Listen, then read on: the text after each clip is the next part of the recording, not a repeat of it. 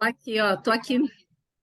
Vou desligar aqui o Insta, quem quiser agora ver no Stories o link para entrar na aula aqui ao vivo no Zoom. É isso Beijo. aí. Aula ao vivo, online, pelo Zoom.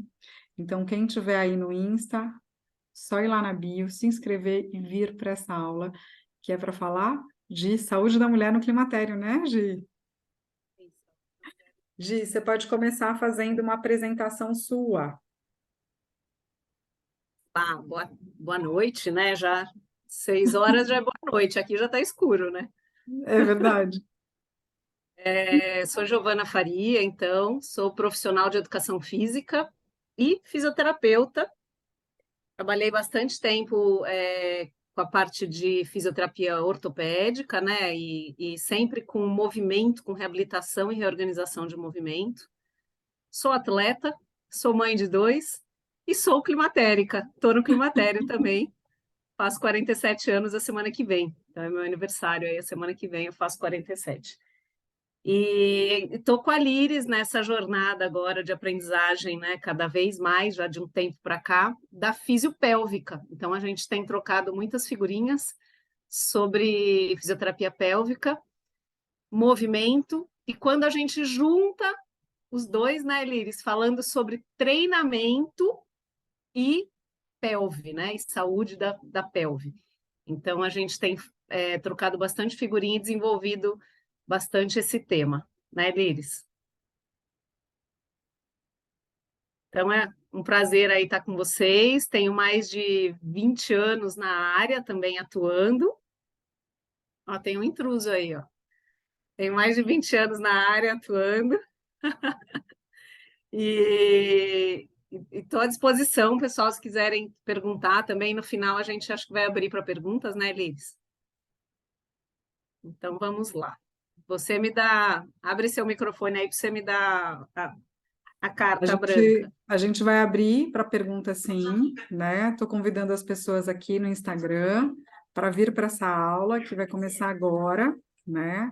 Então, quem quiser saber mais aí de como cuidar da saúde no climatério, porque no Zoom é bem melhor, aí a gente consegue ter uma interação maior, vocês conseguem tirar as dúvidas, né? Então, o povo está chegando, eu vou desligar a live no Zoom e eu espero vocês. Eu vou desligar a live aqui no Instagram e espero vocês lá no Zoom.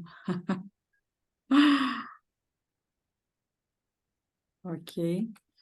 Então, Gi, pode começar. A gente vai fazendo as perguntas, né? Eu acho que é bacana. Quem tiver alguma dúvida pode levantar a mãozinha e perguntar enquanto você estiver falando, porque isso também ajuda na a nossa interação.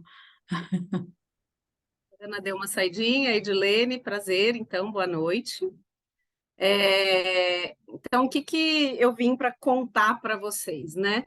Contar para a mulherada o que é o climatério. Por quê? Porque existe uma confusão até na mídia e tudo, onde as pessoas confundem climatério com menopausa, tá? Boa noite. Estamos aí? E aí o que acontece? O climatério, na verdade, é a fase onde a gente começa a diminuir a produção hormonal e a desregular a produção hormonal. E ele começa 10 anos antes da menopausa. Só que a gente não tem como prever exatamente quando a nossa menopausa vai chegar. A gente tem algumas relações, alguns indícios que nos avisam isso. Portanto, a gente considera que a mulher, a partir dos 35 anos, ela já está no climatério. Então, muitas mulheres esperam chegar à menopausa para começar a se cuidar, e aí o pós a menopausa.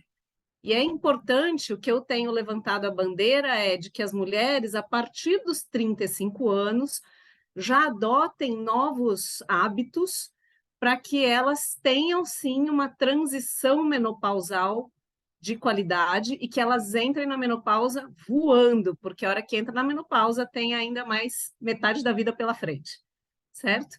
Então, o climatério, né, definindo aí, ele inicia 10 anos antes da menopausa, e a gente considera, então, que as mulheres, a partir de 35 anos, já estão no climatério. Até aí, tudo bem?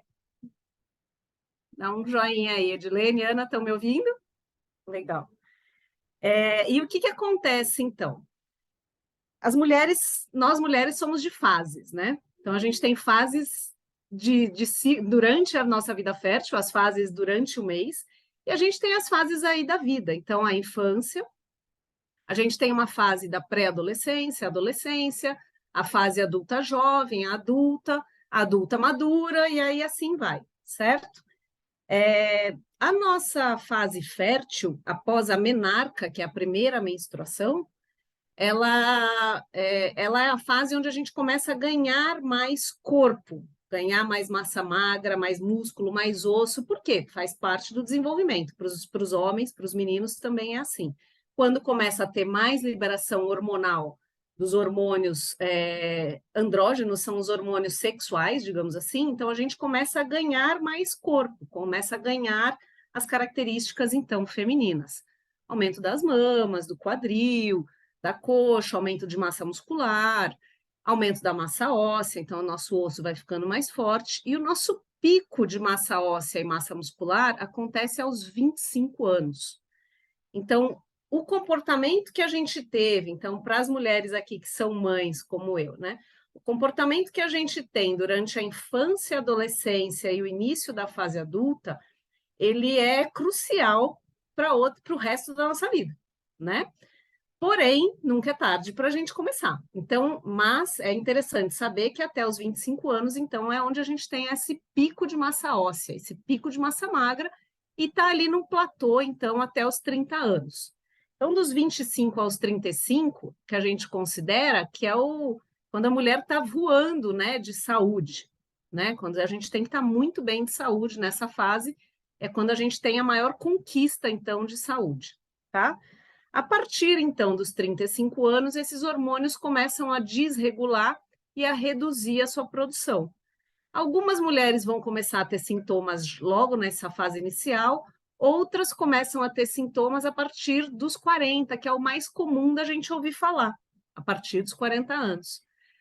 E a minha bandeira tem sido comece a se olhar, né, e a olhar para esse futuro a partir dos 30 ou quanto antes, porque o esperar atrapalha muito. E aí, então, a gente tem, depois disso, essa fase que a gente chama de pré-menopausa, depois tem a fase da perimenopausa, que antecede mesmo a menopausa, onde a menopausa ela só é considerada após 1 ano sem menstruar. Aí sim você é considerada uma mulher menopausada, né? Uma mulher que passou pela menopausa. Então, a menarca é lá a primeira menstruação, e a menopausa é a última menstruação. Porém, o médico só considera como menopausa após 1 ano sem menstruar. Gi, mas e o que acontece nesse ano?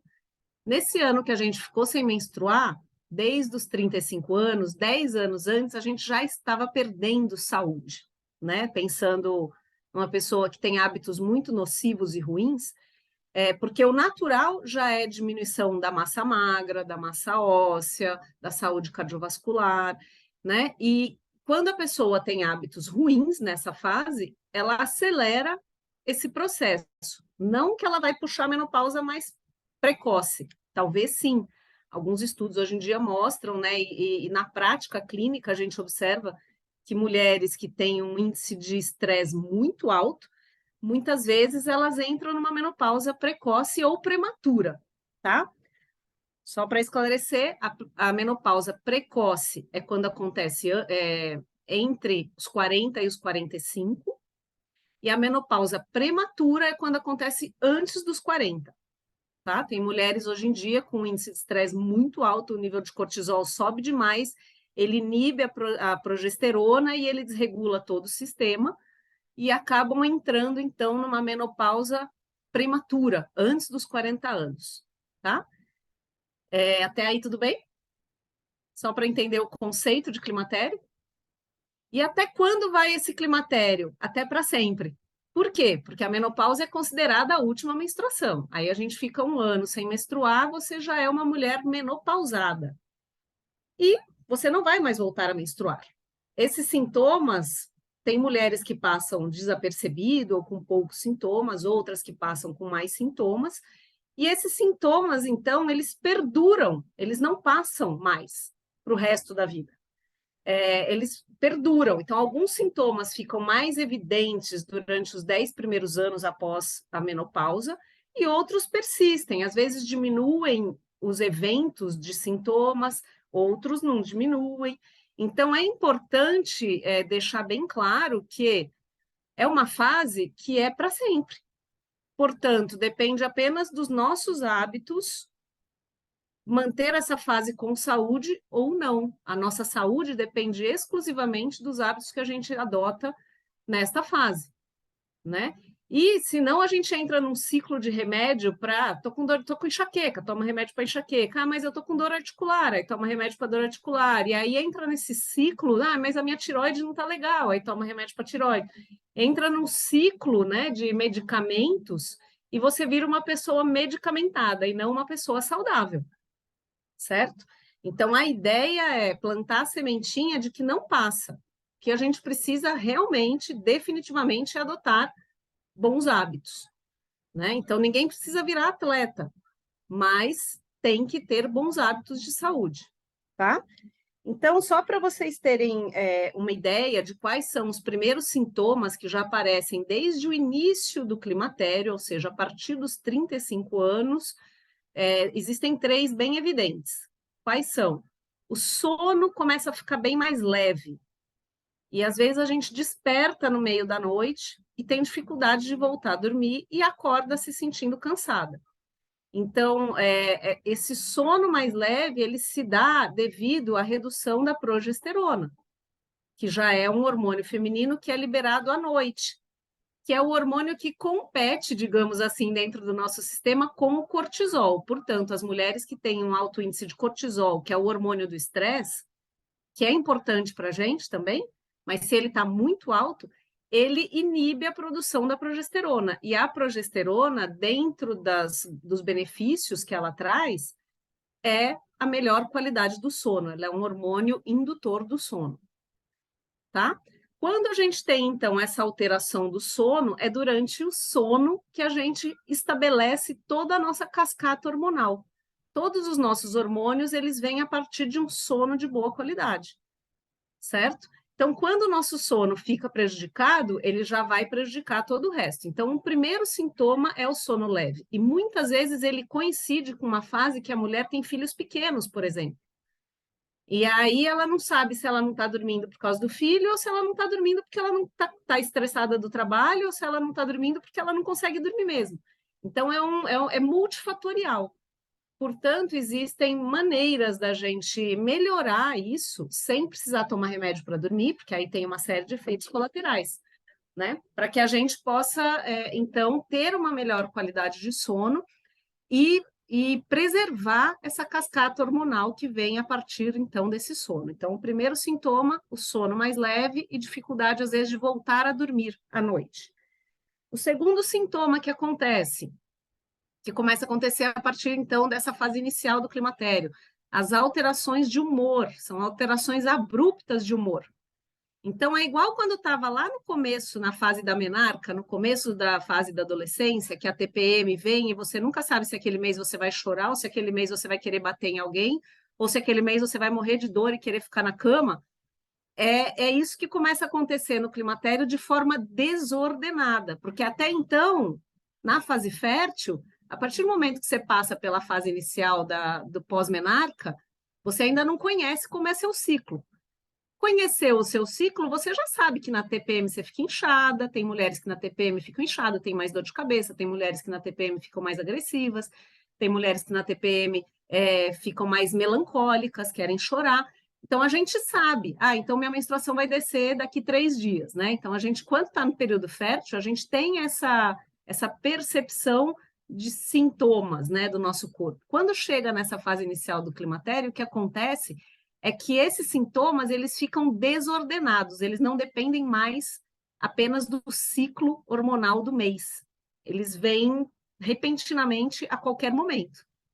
E aí pensa bem, então se você já não está dormindo bem, cortisol aumentou, progesterona diminuiu, o sono está desregulado, já está cansada, qualquer coisa que acontece no dia explode, então a mulher começa a entrar num looping de não saber o que está acontecendo, e assim procura o médico e o medicamento que possa ajudá-la, sendo que, se ela adotar medidas onde ela possa dormir melhor, medidas simples, como tomar um chazinho que ajuda na hora do sono, não, né, algumas horas antes, como reduzir a luz, como está a Ana ali, ó, no escurinho, com uma luzinha gostosinha.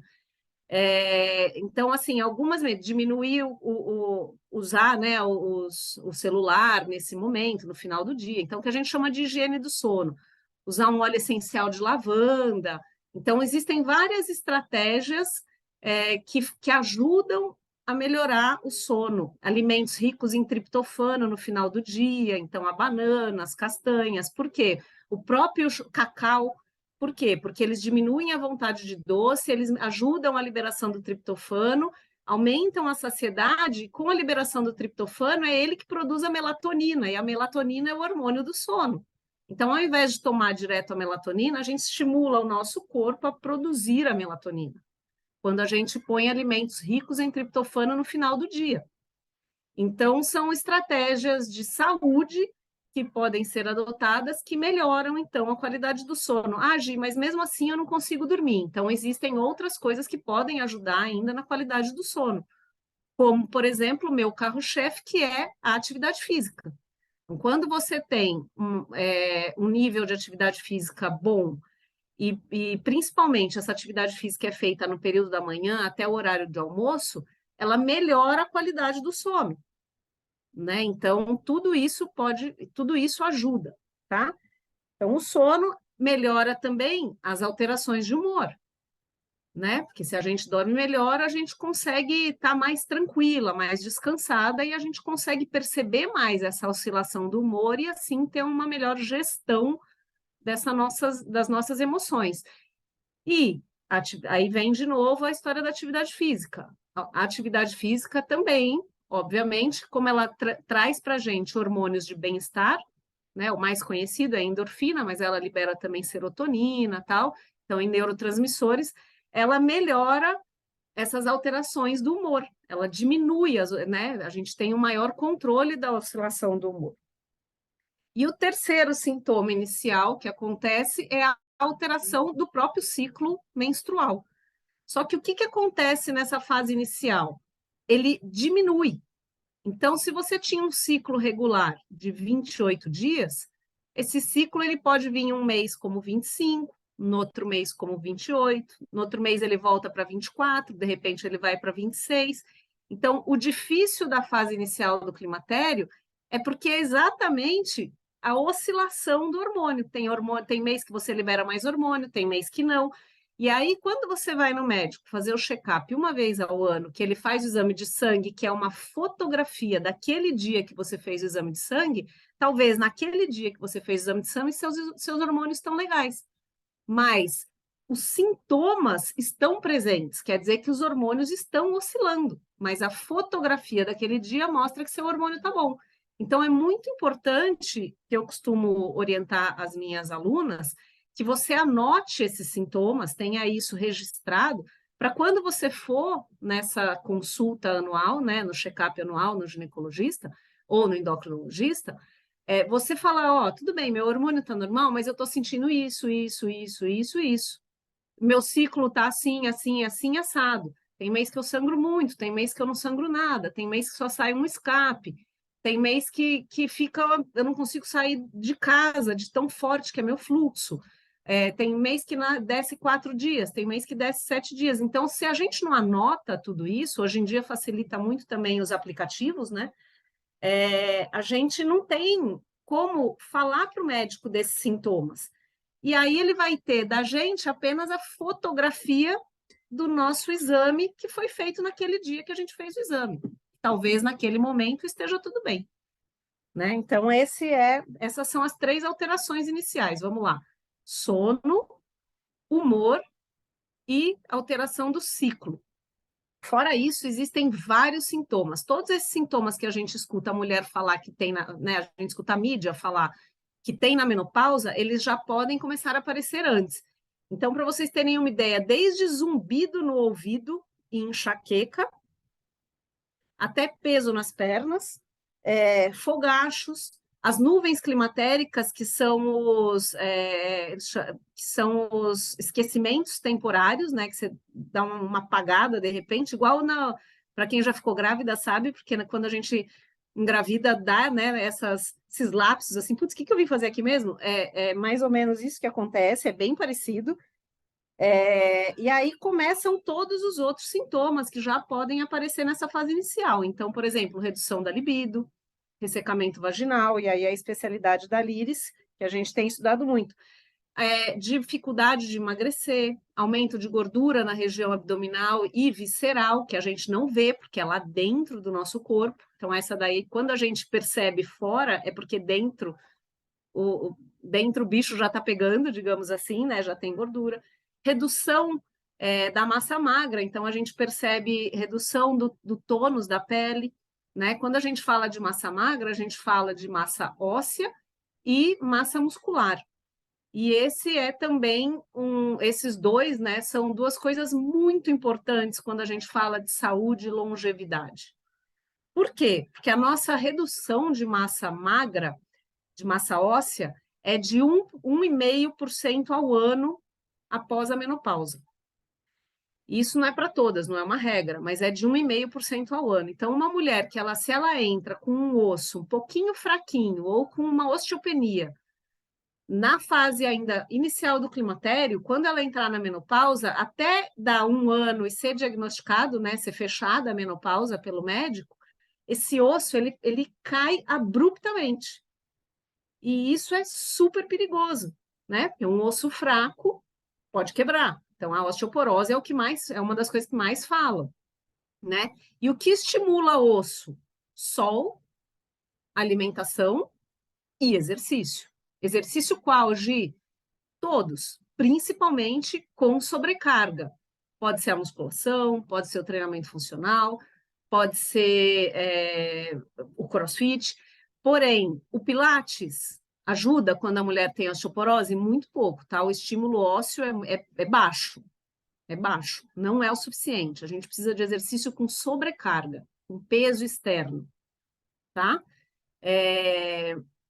Então, a massa óssea 1% ao ano. E a massa muscular de 1 a 2% ao ano também, a partir da menopausa. Né? E, na verdade, a massa muscular, a sarcopenia, ela já começa no início do climatério. Então, quando esse músculo não é estimulado, ele começa a ficar fraco e a perder, e, consequentemente, como é ele que estimula o osso a absorver cálcio e a ficar um osso forte, se esse músculo é um músculo que não tem atividade mínima necessária, ele não estimula o osso, então ele gera um osso fraco também. Então, uma coisa puxa a outra, certo? Quando a gente tem esse músculo também, que não é um músculo treinado, que não tem um estímulo mínimo de atividade física, esse músculo ele não faz contração e relaxamento, portanto, ele não estimula a perfusão do sangue no corpo. Se ele não estimula a perfusão do sangue no corpo de maneira geral, ele também não estimula no sistema cardiovascular. E aí o nosso coração também vai ficar fraco. A nossa resistência à insulina também vai ficar ruim. Então, além do fator endócrino propriamente dito, da redução dos hormônios nessa fase, da alteração dos hormônios nessa fase, o músculo e o osso, no caso, eles vêm como carro-chefe na preservação dessa saúde. Porque o nosso músculo, ainda mais após a pandemia, né, várias pesquisas saíram durante a pandemia e após a pandemia, mostrando que, na verdade, os nossos músculos eles são uma grande glândula endócrina. Eles produzem hormônios, eles melhoram o nosso sistema imunológico. Então, e ele estimula a produção hormonal. Portanto, quando a gente consegue construir uma poupança óssea e muscular na fase inicial do climatério, que a gente ainda tem, o hormônio está flutuante, mas ele ainda está aqui. Então, a gente entra melhor na próxima fase, que é a fase, então, da menopausa, tá? Então, os hormônios que diminuem, como eu estava dizendo, é a progesterona, o LH E aí começa a redução do estradiol, que é substituído pelo irmão gêmeo dele do mal, que chama estrona. É igual a Ruth e a Raquel da novela Mulheres de Areia. Tem a estrona, que é o ruim, e o estradiol, que é o hormônio bom. E a gente tem mais um ainda, uma variação que chama estriol. O estriol é um hormônio feminino que é liberado quando a mulher engravida. E é ele que dá para as mulheres que já passaram, então, por uma gravidez em algum momento da vida, tenha ela chegado ao final ou não, tá? Que protege, que dá um fator extra de proteção, por exemplo, para o câncer, né? Para o câncer de útero e para o câncer de mama. Então, é um hormônio legal também. Então, a gente tem esses 3 estrogênios na nossa vida: o estradiol e o estrona, que é a Ruth e a Raquel, e o estriol, que é o hormônio, então, de fator de proteção extra, tá? Então, o estradiol, na mulher, ele é o nosso principal hormônio anabolizante, digamos assim. Ele é o principal hormônio que dá músculo, que nos dá as características femininas do quadril mais arredondado, das mamas, enfim. Não é a progesterona, é o estradiol que faz isso. Então, é ele que dá músculo. Então, nessa fase, por mais que ele já esteja flutuante a partir dos 35 anos, a gente ainda tem produção de estradiol. Então, a gente ainda consegue construir uma boa poupança de saúde quando a gente fala de massa magra, tá bom? Assim como a testosterona. Então, a testosterona é o irmão mais velho, né? A testosterona é o nosso irmão masculino. Então, é o menino ali do estradiol, é o feminino, e a testosterona é o masculino. Nós temos testosterona 30 vezes menos do que os homens, mas nós temos. E essa testosterona também começa a cair nessa fase. E a testosterona, ela também é importante. Ela é importante para a manutenção da nossa massa magra. E uma outra coisa muito importante da testosterona é a libido, que não está relacionada diretamente e apenas com sexo, com vontade, né, relacionada à atividade sexual. A libido, ela está relacionada com vontade de viver, com vontade de realizar, com vontade de fazer as coisas. Então, é muito importante que essa testosterona também esteja dentro de um nível favorável, porque ela também vai cair. Aí a gente perde o nosso principal hormônio, que é o estradiol, e o estradiol, eu não falei a proteção do estradiol. O estradiol ele é super importante para a nossa proteção cardiovascular e para o nosso cérebro, para a manutenção cognitiva. Então, por isso que as mulheres na pós-menopausa, elas têm um maior risco de infarto do que as mulheres que não entraram ainda na menopausa. Porque o estradiol ele tem um fator muito importante de não deixar acumular gordura no centro do corpo, ou seja, na barriga, no abdômen, e intravisceral, que é dentro dos, né, junto ali dentro dos nossos órgãos, ele protege a gente, portanto, a gente tem uma proteção extra em relação aos homens, cardíaca, até entrar na menopausa. Depois que a gente entra na menopausa, a gente perde essa proteção cardíaca. Tá? Então, pensa assim comigo. Se a gente perde essa proteção cardíaca que o estradiol dá para a gente, o maior índice de morte em mulheres no mundo não é câncer, é coração. É coração. Então, a mídia fala muito, a gente tem, né, o câncer de mama, outubro, é super importante, super válido, super interessante, mas o maior índice de morte em mulheres no mundo é coração, é cardiovascular. Agora pensa comigo, se é uma mulher sedentária, com um comportamento sedentário, com uma baixa massa magra, já no climatério, na fase inicial do climatério, de repente com uma alta porcentagem de gordura, já abdominal, por exemplo, e ela entra na menopausa com esse quadro, que a gente chama de um quadro inflamatório hoje em dia, a chance dela infartar e morrer do coração é muito maior do que de uma mulher que está mais saudável. Então, não é só uma questão estética, é uma questão de saúde e longevidade.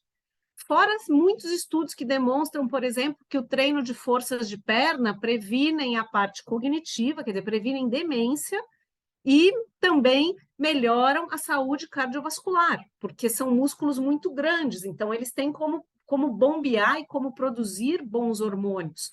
Então, o treino de força para a perna, ou treino de caminhada, por exemplo, caminhar para frente e para trás, caminhar de costas também previne demência. Então, não é só a musculação, não é só a caminhada, é uma combinação multifatorial, tá? Que a gente, quando a gente pensa, e o que eu sempre digo é que essa fase do climatério, inicial do climatério, ela é crucial para que a gente construa toda essa poupança de saúde para depois. Mas, Gi, quem não fez? Eu odeio fazer exercício, nunca fiz na minha vida, e agora? Começa a fazer. Se você quer ter longevidade, uma boa qualidade de vida na próxima metade da sua vida, porque aos 50 anos a gente só está na metade da brincadeira, aos 45 a gente só está na metade da brincadeira, então comece a fazer. Não existe nada que substitua os bons hábitos. E aí entram os pilares, tá? Os 3 principais pilares, que eu costumo dizer, a base da pirâmide é o sono. Preocupe-se com o seu sono, cuide do seu sono. Tá? Se o marido ronca, leva ele para tratar o ronco, entendeu? Se o filho acorda à noite, começa a trabalhar com ele também a higiene do sono para que ele durma a noite inteira e deixe você dormir a noite inteira. E faça você um hábito, a higiene do sono um hábito.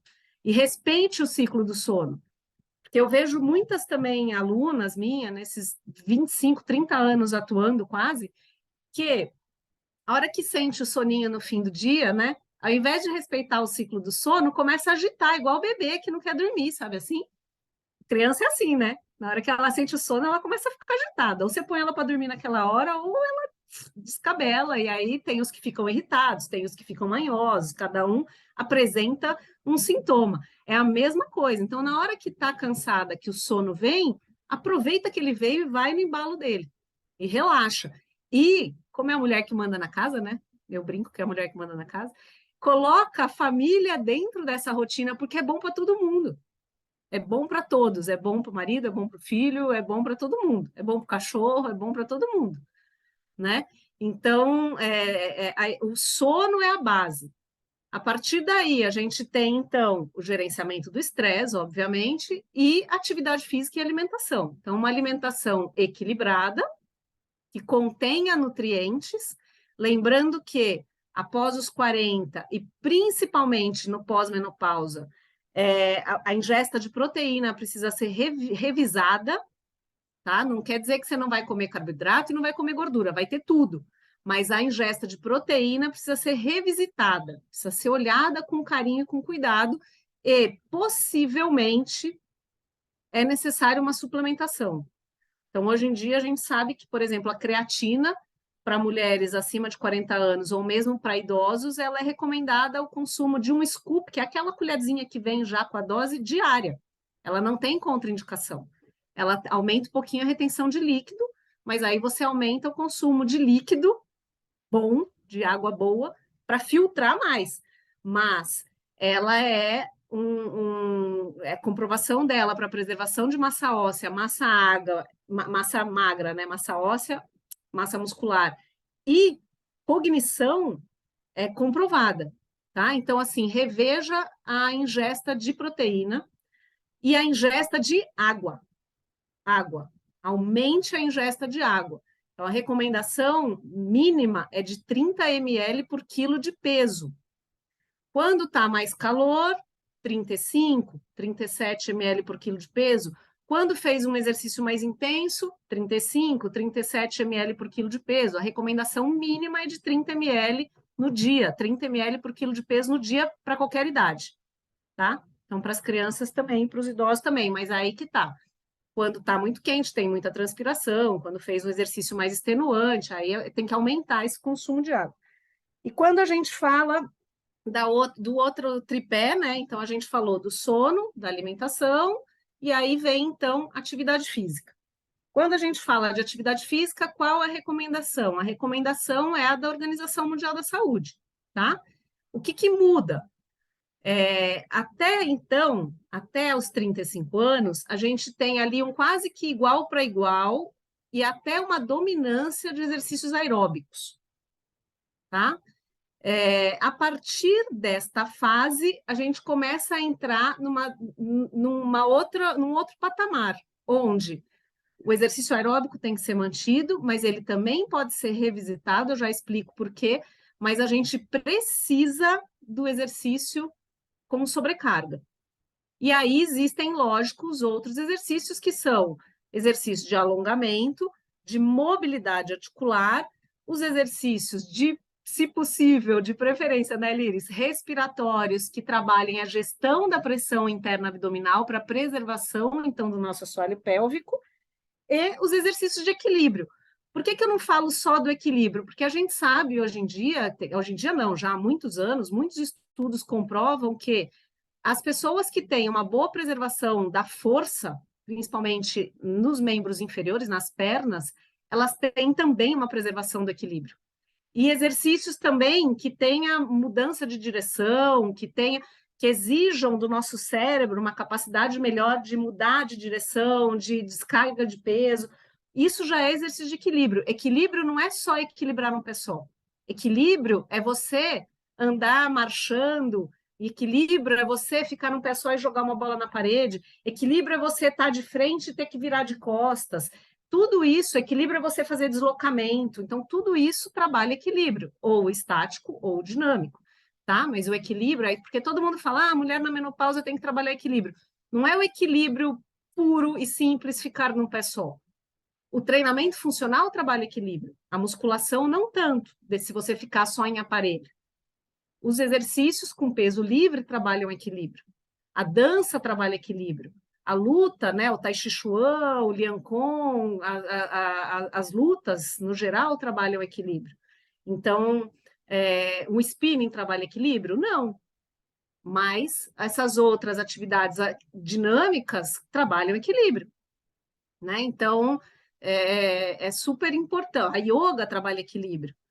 Então, a gente é um conjunto de atividades, óbvio que é difícil encaixar tudo no nosso dia a dia, mas é interessante essa variabilidade de atividades. Então, se você consegue caminhar 2 dias na semana, inclui a caminhada no final de semana, porque você tem mais tempo para caminhar, pode caminhar ao ar livre, já tomando sol, absorvendo vitamina D, etc. e tal. Durante a semana, você faz um treino cardio um pouco mais intenso e mais curto, que é importante. Você faz a musculação num dia, né, mescla exercícios no aparelho com exercícios com peso livre. Se você faz o yoga 2 dias, a musculação. Então, a recomendação da Organização Mundial da Saúde, só para eu parar de falar que está demais, né, gente? É de 150 minutos de exercício por semana moderado, de preferência 75 minutos de exercício intenso por semana. Então, o que é isso? Só para ficar mais claro. Meia hora de exercício moderado, no mínimo 5 vezes por semana. Essa é a recomendação da OMS, tá? E 2 dias de 30 minutos de exercício intenso. Ou você pode colocar 15 minutos de exercício intenso todos os dias. Por isso que na pandemia deu esse boom desses treinos funcionais em casa com peso corporal em alta intensidade, 15 minutos por dia. Ele realmente resolve? Resolve. Resolve.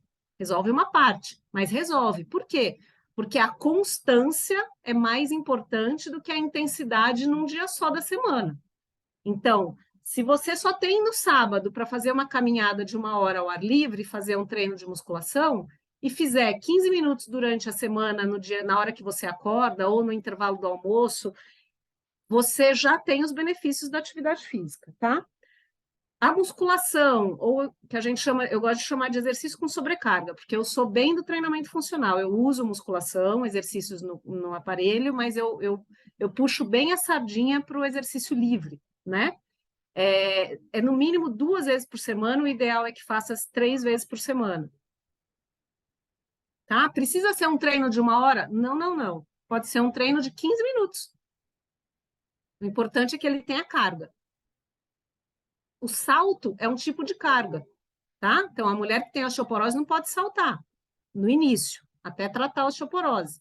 Tem maneiras da gente estimular isso para poder o osso ficar mais forte. Mas o salto, só para exemplificar, o salto ele é um tipo de sobrecarga. Ele melhora a força na perna, por exemplo. Tá? o impacto melhora a osteoporose. Então, não adianta colocar uma pessoa que tem osteoporose para fazer apenas exercício na água, porque não vai ter formação de massa óssea. Ela precisa de musculação, ela precisa caminhar batendo o pé no chão, que é o chão que vai estimular o osso a ser construído. Então, por isso que é interessante a gente começar na fase inicial do climatério, adotando esses hábitos, porque eles vão permanecer para o resto da nossa vida. E é isso que gera saúde. E quando a gente faz isso nessa fase, que mesmo que os hormônios estejam desregulados, eles ainda existem na nossa vida, a gente tem uma melhor resposta e pode, então, ganhar uma poupança muscular que sustenta a gente na longevidade no futuro. Ficou claro? Estou falando muito, chega, né? Eu amo falar disso. Não, maravilhoso, né? Agora eu não falei nada da pelve, porque eu estou esperando a sua sardinha. Você puxar agora. Não, e é ótimo que assim, né, Gi, a gente vem conversando bastante, né? E eu vejo que essa fase do climatério chegou para mim assim com uma consciência de que eu tô no climatério, parece que eu levei um tombo. Eu estava um dia bem, de repente, o que aconteceu, né? Eu falo, gente, isso tudo é climatério, né? E aí a dificuldade de fazer o exercício físico, né? De cuidar da alimentação, porque a gente não tem um hábito bom, e mudar hábito é o mais difícil, né? É E agora diário, né? agora Hábito é começa uma ideia diária. Você tem que ir colocando isso, 1% ao exatamente. dia, mas vai colocando 1% ao dia. Exatamente. Porque é muito mais fácil você tomar um remédio, tomar uma pílula que resolve o problema, que você acha que resolve o problema, e continuar com seus hábitos. Então, uma coisa que eu tenho trabalhado na minha cabeça, né, é assim, se eu cheguei e estou sentindo mal agora, é porque eu não cuidei, porque eu não sentia necessidade e estava tocando a vida. É por isso que eu Agora, tenho alertado as mulheres já a começar a olhar para isso com 35. Porque eu mesma tive, por exemplo, as minhas cunhadas, quando eu falei para elas, não, imagina, tá longe, não, não. Eu falei, gente, é ciência, não sou eu que estou dizendo. É simples assim, você quer aceitar, aceita. Não quer, vai pagar a conta, né? e o pagar conta, Gi, é pesado. Difícil. Quando bate assim, a gente dá de cara com essa realidade, você fala, filha, exercício físico é remédio. Mais do que remédio, né? Que dizem. Eles estão falando agora, a ciência do exercício do dia colocou, né? É mais do que remédio, porque a quantidade de benefícios, quer dizer, previne Isso. mais de 45 doenças o exercício. É. Previne até câncer, Então, né? Previne tudo. Então, assim, nada substitui. aí assim, não dá para cuidar do que passou, mas dá para cuidar hoje do que vai vir, É lógico, é isso aí. É isso aí. né? Então, olha só, mesmo assim estou sentindo muito agora, tá vendo? A Edilene aí Então, sempre Edi, fez. talvez tenha só que reajustar algumas atividades que você tem feito. Então, o hábito já está instalado, ótimo. Então, talvez seja só uma questão de reajuste. É saber quais são os sintomas que você tem percebido para pensar aonde que a gente pode reajustar. A questão hormonal, ai, Líris, desculpa, te interrompi. Posso falar? Mas pode, é isso aí, é para as pessoas ir falando mesmo. O ideal é que vocês abram o áudio e conversem aqui com a gente. Isso que é bacana da gente estar fazendo pelo Zoom. Porque fazer live no Instagram, ninguém para te dar atenção, né? Aqui a gente tem essa possibilidade de vocês abrirem um áudio e a gente bater o papo mesmo, né? Ana, pode falar? Oi, gente, boa noite. Eu tô com Se, 51 anos. se apresenta um pouquinho quem é Ah, você. tá. Bom, eu sou Ana Paula, eu tenho 51 anos, já sou menopausada, há quase 4 anos. E quando eu descobri que eu estava nesse processo, eu corri para fazer tudo isso que vocês falaram aqui. Atividade, sempre fiz atividade física, mas assim, fiquei desesperada porque eu não queria tomar hormônio. E durante 4 anos eu não tomei hormônio e segui, até emagreci, com as mudanças de hábito todas, né? E eu percebo muito que meu único sintoma que me incomoda de verdade, era um só, que eram só os fogachos, isso atrapalha o sono, estava muito relacionado ao estresse, então eu consegui fazer esse controle com muito, né, com terapia, é um momento também de muito, que para mim funcionou muito, a busca pelo autoconhecimento, né, eu acho que isso é fundamental. Aliás, eu tenho até uma teoria minha, que eu acho que a gente entra nesse momento da menopausa justamente para fazer esse mergulho interno, né, para viver a segunda metade da vida de outra forma, né, de uma forma Legal, legal. significativa, né? Mas só que agora me incomodou muito, está me incomodando a questão eu engordei um pouco, a gordura abdominal, né? E aí eu me rendi aos hormônios. Mas eu fico assim, tem um mês só, né? Daí eu Não queria. fique preocupada, Ana, porque assim, hoje em dia, a terapia de reposição hormonal, muito pelo contrário, viu? A gente sabe que para a mulher que pode fazer a terapia de reposição hormonal, né, que não tem contraindicações diretas, e contraindicação direta é mãe e irmã com câncer, tá? Câncer de mama e câncer de útero, não é outros. É isso aí que é a contraindicação direta, tá? A gente sabe que os benefícios que a reposição hormonal traz, principalmente, eles chamam de janela de oportunidades. Nos 10 primeiros anos, após a menopausa, é muito maior do que os malefícios que a própria menopausa traz, tá? Então, não sinta-se culpada de fazer a terapia de reposição hormonal. Hoje em dia, os hormônios são muito mais modernos, né? Hoje em dia, eles chamam de... Enfim, na mídia, a gente chama de hormônio bioidêntico. Então, hoje em dia, tem uma série de estudos. Então, alguns hormônios, por exemplo, o estradiol, por exemplo, normalmente é via transdérmica, é a melhor absorção e menor efeito colateral. Testosterona via transdérmica também. Progesterona via oral, tá? Sempre quando existe uma reposição de estradiol, se você tem útero, você tem que ter uma reposição de progesterona. Não pode ter um sem o outro, porque a progesterona protege o útero, né, o endométrio, mas o estradiol é importante para o coração.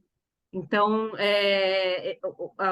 não sinta-se culpada, ir para o coração, e aí entra massa óssea e massa muscular, que eu estava explicando, porque se tem uma redução abrupta da massa óssea e da massa muscular, diminui o metabolismo, aumenta a gordura abdominal e aumenta a sobrecarga cardíaca. O fogacho, hoje em dia, a gente já sabe que ele é um indício cardíaco. Então, mulheres que têm muito fogacho na fase inicial de climatério, é um alerta cardíaco. Então, aí, por exemplo, aumenta-se a recomendação de exercícios cardiovasculares, de musculação, por causa da perfusão periférica, que diminui a sobrecarga dos órgãos, né, profunda, a gente melhora a circulação fora, a gente diminui o estresse de dentro, e aí a gente, então, tem uma série de benefícios. No fogacho, não sei se você ainda tem, mas, por exemplo, o chá de amora e os berries, eles são excelentes para reduzir fogacho. Por quê? Porque o fogacho, sem o álcool, sem o vinho, né? Porque o fogacho, ele é cardíaco. Então, o antioxidante, ele faz muito bem para essa parte cardiovascular. E um dos mais recomendados é a amora, tá? Comer amora, comer jabuticaba com casca, para você ter ideia, é a casca da jabuticaba que faz a coisa boa, não é só a jabuticaba lá dentro, a casca Mas, que é marrom, que é boa. mas o que eu percebi foi justamente no começo, assim, eu consegui só com alimentação e exercício, aumentar a massa muscular, diminuir gordura, tudo, sim, foi perfeito, mas parece que eu entrei no platô, sabe? E agora eu não estou conseguindo. Inclusive, eu até. A massa muscular eu não perdi, mas eu aumentei a gordura, principalmente abdominal, e isso está me incomodando demais, assim. Oi, Edi, a gente já volta aí no seu caso, E outra peraí. coisa, não, rápido, só para finalizar, eu vou parar de falar. E aí Não, também quero te responder.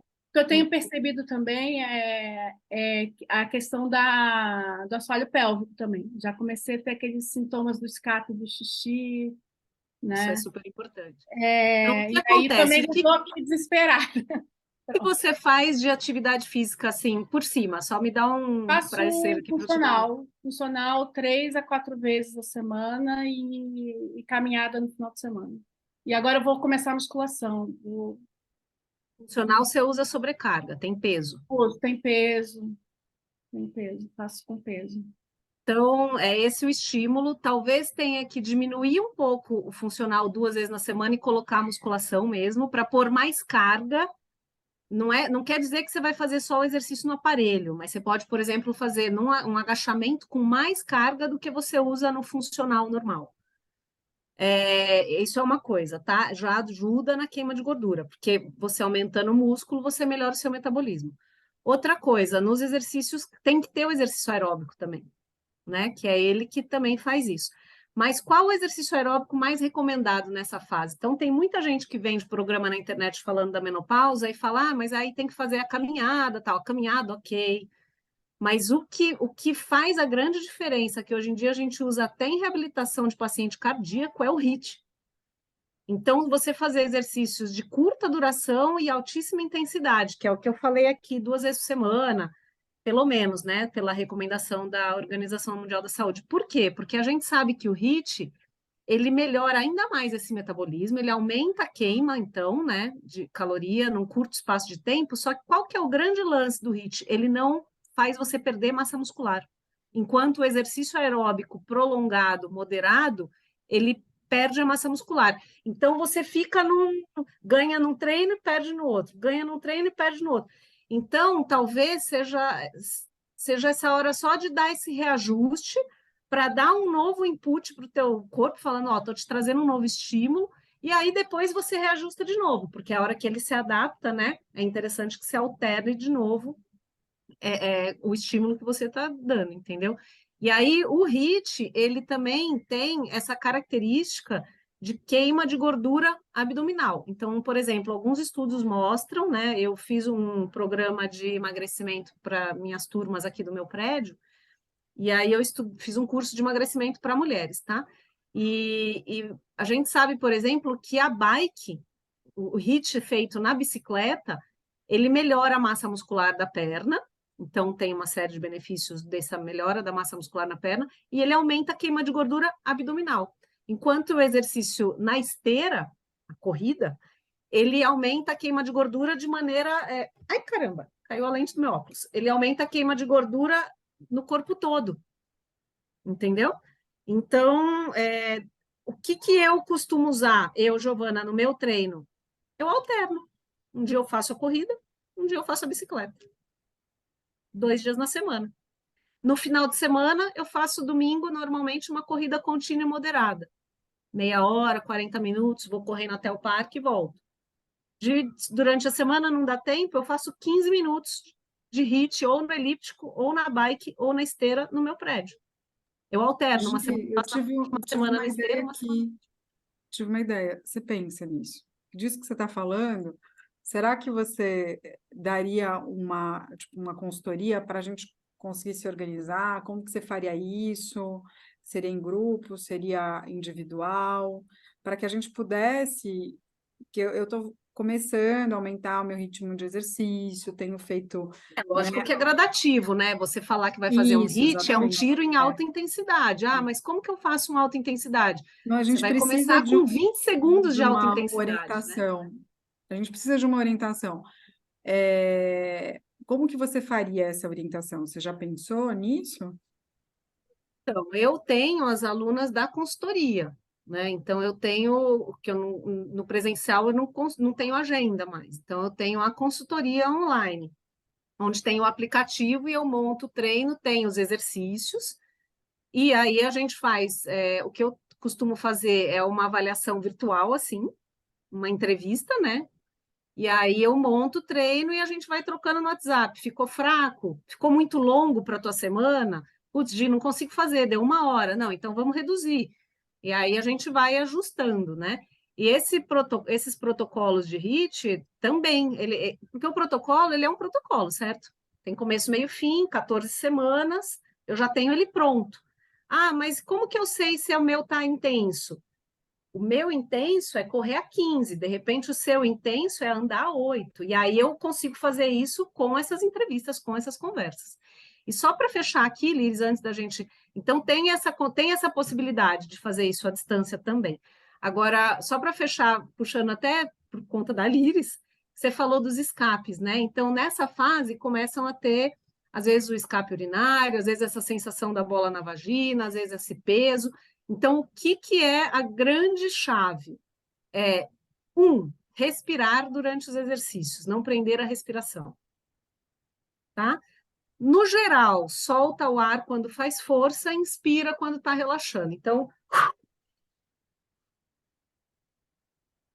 eu costumo fazer barulho, tá? Eu solto o ar desta maneira que eu fiz aqui para vocês. Porque quanto maior a carga, maior a exigência da minha respiração. Quando eu solto o ar soprando, eu tenho uma maior ativação da musculatura abdominal, tá? E quando eu solto o ar, o meu diafragma muda a posição e ele diminui a sobrecarga no meu assoalho pélvico. Porém, existem alguns movimentos, como o agachamento, que o pessoal normalmente solta o ar subindo na hora que faz a força, certo? A recomendação não é soltar o ar na hora que faz a força, só que a maior pressão acontece quando a gente está embaixo. Então, se você não está com muita carga, você consegue soltar o ar descendo e inspirar subindo. Se você começa a usar muita carga, aí a gente usa uma outra técnica respiratória, que é o bracing. Então, a gente solta o ar, eu solto o ar, né? Os atletas de alta performance prendem o ar no pulmão, param de respirar e fazem o movimento com o ar preso no pulmão. E isso aumenta a pressão arterial e a pressão intraabdominal. Uma coisa está junto com a outra, né? Então, como que eu adaptei? Eu solto o ar, eu treinei fazer apneia sem ar, ficar sem respirar e sem ar no pulmão. Eu solto o ar, travo a minha musculatura, agacho e levanto, porque eu agacho com muito peso. Eu tenho 1,5 m, sou mulher, peso 50 quilos, eu agacho com 80 quilos. 80, eu levanto 100 quilos num levantamento terra do chão. Então, e eu faço isso o quê? Uma vez a cada 15 dias, esse peso, mas eu faço. E assim eu mantenho a mesma carga que eu levanto há 10 anos que eu treino muito pesado. Então, desde os 34, por exemplo, né? Desde que meu filho nasceu. Então, é sempre soltar o ar, tá, Ana? Soltar o ar, não prender a respiração, é a dica principal aí. E trabalhar o assoalho pélvico, porque aí você tem esse fortalecimento propriamente dito. Então, tem várias outras estratégias, tá? Essa é só uma aí. Ali eles podem explicar a próxima.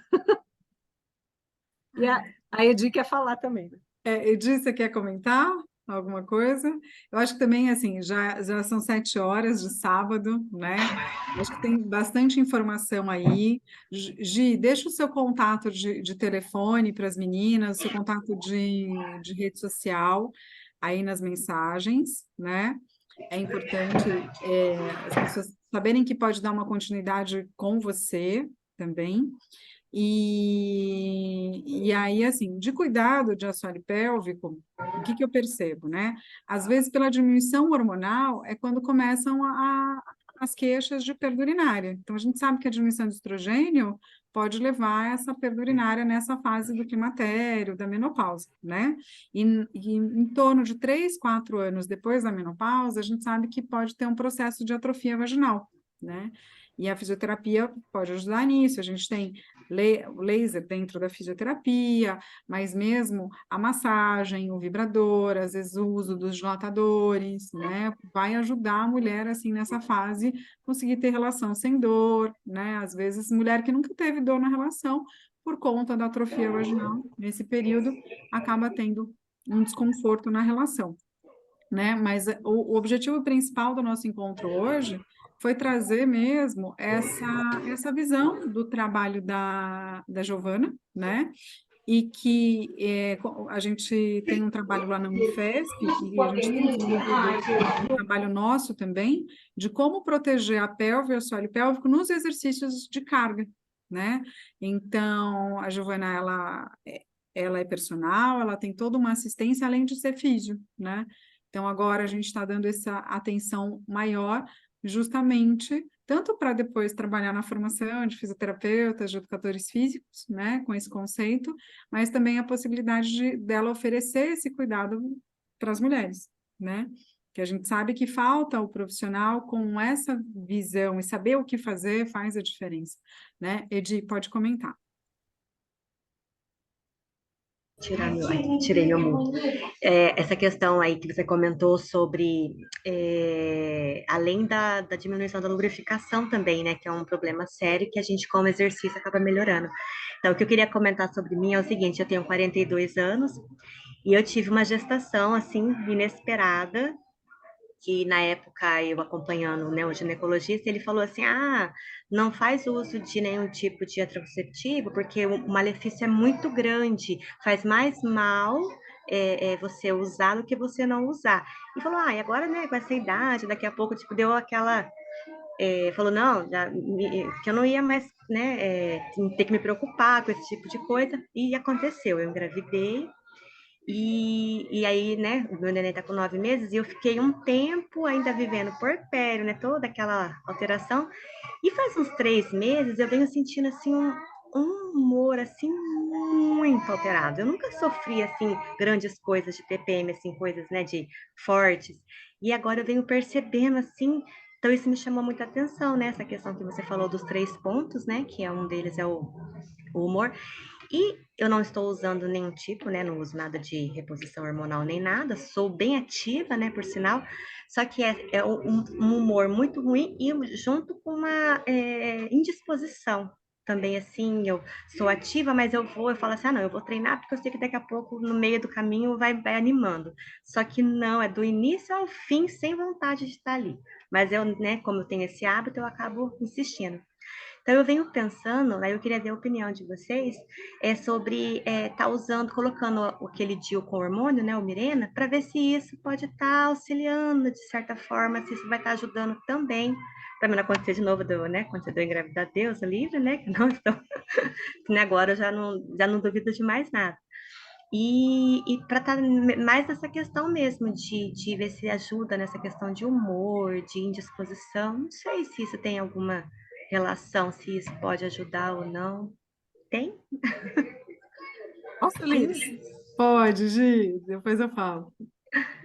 Então, na verdade, quem vai decidir aí qual o melhor método, né, para você é o médico, tá? Então, a ginecologista, muitas vezes pode ser que tenha o endócrino.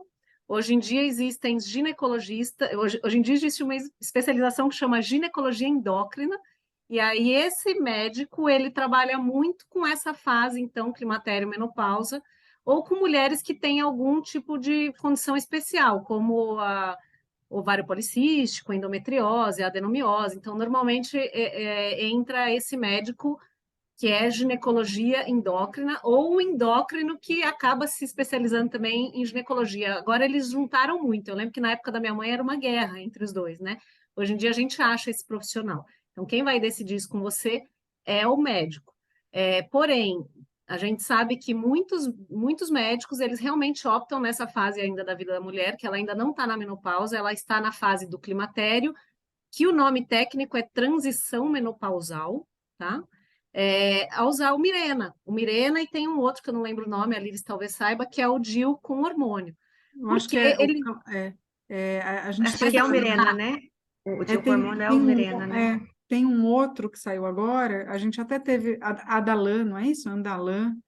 a gente Nossa, teve uma assim, aula, né, na Unifesp, né? alguma coisa assim. E aí eles usam muito nessa fase, tá? Por quê? Porque regula o ciclo. Só que esse Mirena, né? Eu tenho Mirena, tá? Então, normalmente eles entram com Mirena quando a mulher já sabe que ela não quer engravidar. Então, por quê? Porque o anticoncepcional via oral nessa fase ele não é mais indicado por causa do aumento do risco de câncer. e ele porque se você quiser parar para engravidar, você para engravidar. Quando eles põem o Mirena, eles já têm um planejamento a médio e longo prazo, porque ele vai ficar no mínimo 5 anos, e hoje em dia até 8, 10 anos, né?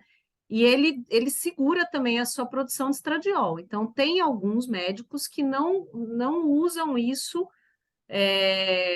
nessa fase perimenopausa. Por quê? Porque ele já segura o estradiol e o estradiol já está caindo. Tem médico que não gosta, mas a maioria ainda dos médicos tradicionais eu vejo que ainda usam essa estratégia, tá? Mas quem decide isso e quem vai ver qual é realmente o médico. Não é nem a fisioterapeuta, nem a educadora física, nem a nutricionista, nem a psicóloga, é o médico. Essa história da falta de disposição tem a ver também com o puerpério. 9 meses você ainda está no puerpério, a gente considera esse primeiro ano do bebê ainda uma fase muito especial, e é para sempre, Mesmo? só muda de fase, a Eu gente não só muda sabia de que era até fase. 1 ano. Até 1 ano? Na verdade, o puerpério Uau! não olha aí, ó, até 2 ali você está Até falando. 2 anos. Para E você tudo ter isso uma pode, ideia, o pode ser retorno da fase parede. ainda de pós-parto. E está dando uma variação hormonal no seu corpo, que tem os hormônios do pós-parto entrando aí, né? E essa variação hormonal do climatério também. Então, uma coisa que eu recomendo essa fase vai passar, então cuidado com a alimentação, que eu acho que a alimentação, o nosso intestino, a gente tem que olhar que ele é nosso segundo cérebro, ele não tem só a função de absorção de vitaminas, né? Ele tem toda uma resposta na produção de neurotransmissores, é muito interessante isso, né? Então, a alimentação, os neurotransmissores, a questão do bem-estar. Eu acho que a prática de meditação, de algumas coisas da yoga, eu tenho praticado, que tem me ajudado muito no meu humor, porque eu tenho sentido isso, né? Até porque eu não durmo direito também, por conta dessa variação hormonal. Mas a reposição de vitamina também faz uma diferença. Mas eu acho que tem um período que, mesmo você tentando ali equilibrar, usando, você vai acabar sentindo, porque é uma queda, né? Que a gente dá até a gente se acostumar e regulando com a alimentação, acho que vai tendo uma subida aí gradativa Considera também. até o retorno dos tecidos do seu corpo, por exemplo, da parede abdominal, da linha alba, que é a linha entre o reto abdominal, a gente considera esses 2 anos ainda em alerta. O profissional que entende disso, né? Então, pode fazer abdominal? Pode, mas assim, pode fazer isso, pode fazer aquilo, não é o tema da live, mas assim, esse alerta existe ainda. Tanto o assoalho pélvico quanto a parede abdominal, né, toda o core, ele demora 2 anos para se restabelecer. Por isso que a mulher que tem gravidez, que é uma atrás da outra, às vezes engravida e dali 1 ano engravida de novo, ela tem uma dificuldade maior, às vezes, de reestabelecer esse sistema, porque nosso corpo demora 9 meses para a barriga crescer, né? E ele demora de 1 a 2 anos para voltar tudo para o normal. Então, e muitas mulheres hoje em dia, por conta de ter a gravidez tardia, elas estão juntando o puerpério com o climatério. E aí que tá. Então, persista na atividade física, porque existe uma redução até da função das mitocôndrias, que é a nossa célula, a nossa organela, é um órgão dentro de uma célula, que é a nossa usina de energia, é ele que produz energia. E quem estimula a mitocôndria? Exercício. Exercício. Então, não tem nada que estimule a nossa usina, a não ser o nosso movimento. Então, persista, é difícil, mas manda bala, persiste que vai melhorar, vai passar. Nossa, Gi, é muito bom. E é um tema, né, que eu acho que depois a gente pode pensar aí, quem tiver interesse, você, de repente, se você conseguir montar alguma coisa para um grupo, que você traz as orientações e as pessoas seguem uma consultoria com você, pensa numa forma aí que eu acho que vale a pena para a gente seguir, né? Porque eu sinto necessidade de ter uma assistência, porque tem coisa que a gente não consegue fazer sozinha, precisa mesmo ter alguém ali ajudando, né? E precisa de um profissional, né? Então, acho que isso vai ajudar bastante as pessoas. E eu queria te agradecer imensamente pela sua disposição de estar aqui 6 horas da tarde. A Giovana falou assim, Li, eu tenho horário só no sábado, 18 horas. Eu falei, vamos lá, vai ter gente. Né? Então, A semana está corrida, né? obrigada pela participação de todas, né? Vai ficar gravada e depois eu deixo nos grupos, quem quiser lá também na Cinésio Pélvica, no Instagram, vou mandar para a Gi também compartilha a gravação, tá? E então a gente vai se despedindo, já são 7h15, o maridão está aqui querendo comer. Os filhos ali. Vai terminar isso, não? Eu vou sair, vou comer sozinha. Tem um casal, meninas, uma menina de 10 e um menino de 13. O dobro do meu tamanho, meu filho, né? Então, vamos lá. Então, espero ter ajudado, ter esclarecido. Aí, qualquer coisa eu coloquei aqui, né, no chat. O meu Instagram é @GiovanaFaria, personal físio. Tá? Já tem, acho que vocês receberam, né? Tem tudo lá escritinho. Então, se precisarem de alguma coisa, eu estou à disposição. Vou te procurar. Certo? Muito obrigada, viu? Pela Obrigada. oportunidade. Tchau. Iris, Olha, foi uma surpresa, a gente teve bastante gente aqui, foi muito legal. gratidão. Para vocês, Beijão, meninas. tá? Um Beijo, beijão. obrigada. Boa Você noite. ficou linda de vermelho, adorei, arrasou. A unha Viu? vermelha, a blusa Ó, vermelha. o óculos vermelho. Hoje eu tô toda. Eu parei na Arrasou. tinta. Tá certo. Tchau, Vai pessoal. lá se divertir. Um beijo para todo mundo. Gente, boa Obrigada. noite. Boa noite. Tem mais gente. Beijão. Beijo.